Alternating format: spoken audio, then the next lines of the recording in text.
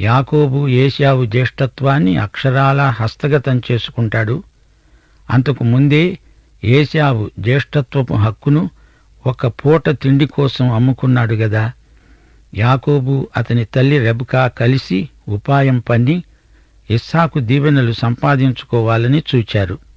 ఆశీర్వాదం ఏశావు కోసమే అట్టిపెట్టి ఉంచాడు ఇస్సాకు. అయితే ఆశీర్వాదం యాకోబు కూడా కావాలి.